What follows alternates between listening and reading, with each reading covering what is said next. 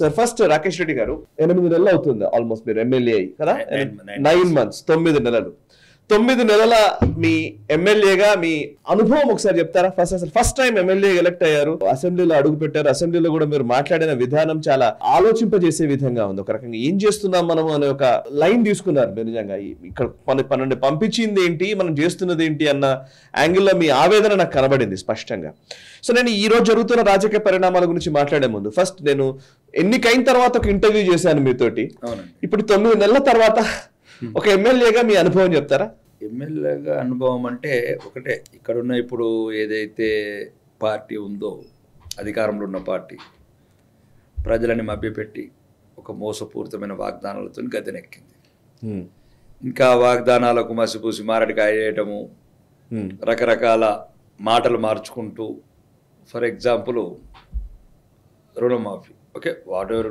వాళ్ళ మేనిఫెస్టోలో పెట్టారు అండ్ వాళ్ళకున్న ఇప్పుడు నేషనల్ ప్రెసిడెంట్ ఈరోజు భారతదేశానికి ప్రధాని కావాలని కలలు కంటున్నా మా మతం కానివాడు మా జాతి కానివాడు క్లియర్గా పేపర్లలో ఆడించినప్పుడు చెప్పారు ఎటువంటి షరతులు లేకుండా రుణమాఫీ చేస్తామని మేనిఫెస్టోలో పెట్టారు గౌరవనీయ ముఖ్యమంత్రి గారి వీడియో విజువల్స్ కూడా ఉన్నాయి కానీ దాన్ని ముందు 50,000 కోట్ల నుంచి తీసుకొచ్చి 30,000 కోట్లని 20,000 కోట్ల నుంచి చివరికి ఎక్కడ ఒక 15,000 కోట్ల దగ్గర ఆపారు అంటే మొత్తానికి 9 నెలల అసత్యాలు అబద్ధాలు అవినీతి తప్ప ఈ కాంగ్రెస్ పార్టీ కానీ ఈ ప్రభుత్వం కానీ సాధించింది ఏం లేదు 9 నెలల్లో సో అసెంబ్లీ జరిగిన తీరు గురించి ఇంకా అసెంబ్లీ నువ్వు కొట్టినట్లు చేయు నేను తిట్టినట్లు చేస్తాను నేను ఏడిచినట్లు చేస్తాను రెండు పార్టీలు కుమ్మక్కైనాయి బీఆర్ఎస్ కాంగ్రెస్ అండ్ మజ్లిస్ ఎందుకంటే చిన్న ఉదాహరణ మామూలు 7 సీట్లున్న ఎంఐఎంకు 5.5 గంటలు ఎట్లు ఇస్తారు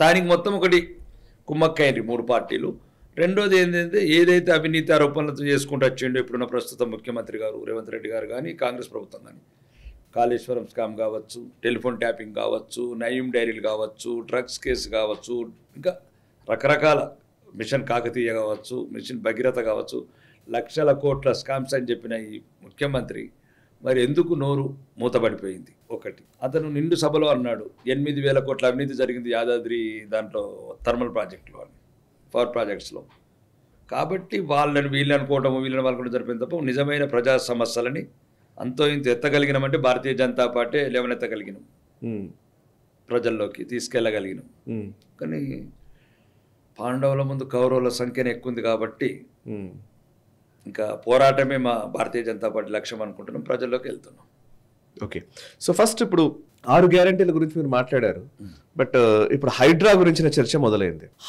హైడ్రామా మాత్రమే ఇది కేవలం డైవర్షన్ పాలిటిక్స్ మాత్రమే అనే ఒక ఆరోపణ బీజేపీ నుంచి వస్తోంది ఎట్ ది సేమ్ టైం కొంతమంది ఏమో హైడ్రా మంచిది చాలా అద్భుతంగా పనిచేస్తున్నట్టుగా మాట్లాడుతున్న ఉన్నారు కొంతమంది ఏమో లేదు అసలు పేదవాళ్ళ గురించి ప్రస్తావిస్తున్న సందర్భం ఉంది ఇప్పుడు ఈటల రాజేందర్ అయితే డైరెక్ట్ గానే పేదల ఇళ్లను కూల్చివేస్తే ఊరుకునేది లేదు అన్నట్టుగానే మాట్లాడుతున్నారు నిజంగా అంటే ఒక పార్టీ లైన్ ఏంటి హైడ్రాకి సంబంధించి పార్టీ లైన్ అనేది కాకుండా ఇప్పుడు ఒక శాసనసభ్యులు రాకేష్ రెడ్డి గారి అభిప్రాయం ఏంటి నా వ్యక్తిగత అభిప్రాయం క్లియర్ గా మెన్షన్ చేశాను నేనేం చెప్పానంటే క్లియర్ గా ముందు పెద్దవాళ్ళ నుంచి కూలగొడుతూ రావాలి ఫస్ట్ ఓవైసీ బ్రదర్స్తో మొదలు కావాలి తర్వాత కేటీఆర్ ఫామ్ హౌస్తో మొదలు కావాలి తర్వాత 1 by 1 మొత్తం ఇది ఎందుకంటే ఇది అంటే హైడ్రానా లేకపోతే 10 లక్షల కోట్ల స్కామ్ అనేది త్వరలోనే స్కామ్ ఎట్లా అంటే సుమారు ఒక 5,000 బిల్డింగ్లు ఉన్నాయి ఇప్పుడు హైడ్రా లిమిట్స్ లోపల ఫైండ్ అవుట్ చేసినాయి ఫర్ ఎగ్జాంపుల్ ఈ చెరువులల్లా అంటే ఒక్కొక్క బిల్డింగ్ కూడా సుమారు ఒక 600 కోట్లు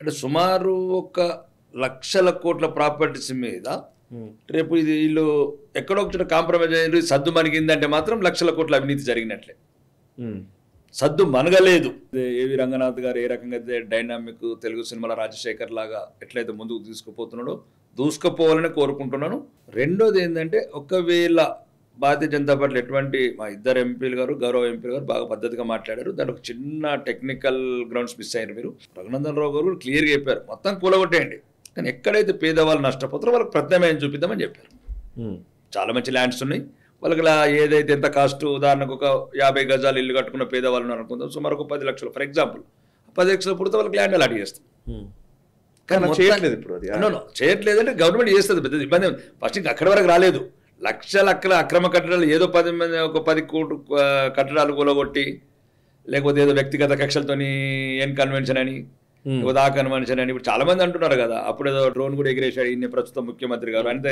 ఇన్ని రోజులు ఎందుకు డ్రోన్ ఎగిరేసిన కట్టడంకు?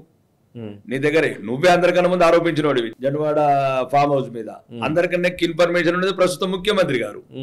దానికి ఇంకా మీనవేశాలు ఎందుకు లెక్క పడుతున్నావు రేవంత్ రెడ్డి గారు? మీరు ఫస్ట్ మొదలు పెట్టండి, విత్ ఇన్ 5 minutes లో డిస్మెంటల్ చేసేయండి. అది ఏది జన్వాడ ఫామ్ హౌస్ రైట్ అంటే అందరికన్నా ముందు ఆరోపించిండే రేవంత్ రెడ్డి గారు. ఓకే, రేవంత్ రెడ్డి గారే ఆ డ్రోన్ కేసులో పోయాడు, 1 month జైల్లో కూడా ఉన్నాడు. మరి మర్చిపోయినట్టున్నాడు, ఆ జైల్లో చిప్పకూడు తిన్నదా లేకపోతే ఏం కూడు తిన్నాడు, చెర్లపల్లిదంతా మర్చిపోయినట్టున్నాడు. నువ్వు ఒకవేళ నిజంగా నువ్వు మెంబర్ ఆఫ్ పార్లమెంట్ మల్కాజిగిరి ఉన్నప్పుడు నువ్వు ఏదైతే డ్రోన్ ఎగిరేషన్ కేసులో జైల్లో ఉన్నావో చెర్లపల్లి, నిజంగా నువ్వు ఆ రోజు ఎగిరేసింది డ్రోనే అయితే, నిజంగా అక్రమ కట్టడం అయితే, FTL అయితే, ఈరోజు ఒక గౌరవనీయ పవర్ఫుల్ పోస్ట్లో కూర్చుండి కూడా ఎందుకు మీనవేశాలు లెక్క పెడుతున్నావు? ఏం లావాదేవీలు జరుగుతున్నాయి ఆ రాజకుటుంబంకు నీకు? ఇప్పటికే కాళేశ్వరం మూసేశావు ఫైలు, మెగా కృష్ణారెడ్డికి మళ్ళీ కాంట్రాక్ట్లు ఇస్తున్నావు. ఎక్కడ ఏం జరుగుతున్నది? ఎన్ని వేల కోట్లు అవినీతి చేయాలనుకుంటున్నావు? ఎన్ని వేల కోట్లు షాహెన్షాలకు పంపాలనుకుంటున్నావు ఢిల్లీలో ఉన్న రాజకుటుంబానికి? ఇది ముందు తెలంగాణ ప్రజలకు చెప్పాల్సిన అవసరం ఉన్నది. తెలంగాణ ప్రజలకు చెప్పాల్సిన అవసరం ఉన్నది. దొరికినోడు దొరికినట్టు దోసుకుంటందుకు కాదు మీ కాంగ్రెస్ నాయకులకు. నిజంగా నీకు ఒకవేళ దమ్ము ధైర్యం ఉంటే నడి చెరువులో కొట్టిన ఫాతిమా కాలేజ్ మెడల్ నాగార్జున ఓవైసీలో తేడా ఏమున్నది? ఆధార్ కార్డులు ఏమైనా వేరా? Owaisi brothers Aadhaar card, Nagarjuna Aadhaar card వేరేనా? ఇట్లా రేవంత్ రెడ్డి గారు దీనికి మీరు సమాధానం ఇవ్వాల్సిన సమయం వచ్చింది. నేను అనేది ఏంటంటే ఎవరి మీద వ్యక్తిగతంగా పెద్దవాళ్ళు ఓవైసీ కానీ, రాకేష్ రెడ్డి కానీ, ఈవెన్ రాకేష్ రెడ్డి కూలగొట్టుర్రి. భవిష్యత్ తరాల్లో ఒక భయం అనేది క్రియేట్ చేయండి. ఒక బంగారు భాగ్యనగరంని మనం కాపాడుకుందాము, భవిష్యత్ తరాలకు ఒక మంచినీటి సరస్సులను కాపాడుకుంటూ వచ్చాం. వేల వందల సంవత్సరాల నుంచి మన పూర్వీకులు ఇచ్చిన గిఫ్ట్స్ అవన్నీ ఈరోజు ఎవరు పడితే ధ్వంసం చేయదందుకు కాదు కదా. మనం పెద్దలు మనకు కొంచెం మిగిల్చిపోయిన చెరువులు కానీ, ప్రాజెక్టులు కానీ. కాబట్టి దయచేసి నా వ్యక్తిగతంగా కాదు, వ్యక్తిగతంగా అదే చెప్తున్నాను, మొత్తం పైనుంచి కొట్టుకుంటారండి. ముందు పెద్దవాళ్ళ నుంచి కూలగొట్టుకుంటూ వచ్చి చివరికి చిన్న వాళ్ళకు ఏం చేయగలుగుతాం అది వాళ్ళకి ఆర్థికంగా మనం ప్యాకేజ్ ఇద్దాం.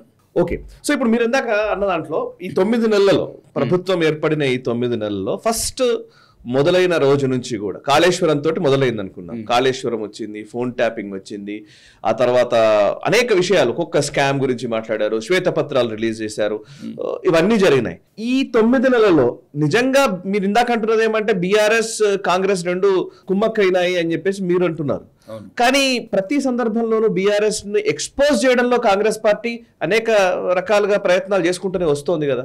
ఎట్లా మీరు ఇద్దరు కలిసి ఉన్నారనే మీ అభిప్రాయం? ఇప్పుడు ఫస్ట్ మీరు ఉత్తమ్ కుమార్ రెడ్డి గారిది ఒక ఫస్ట్ ప్రెస్ మీట్ చూడండి, కాళేశ్వరం మీద పెట్టింది.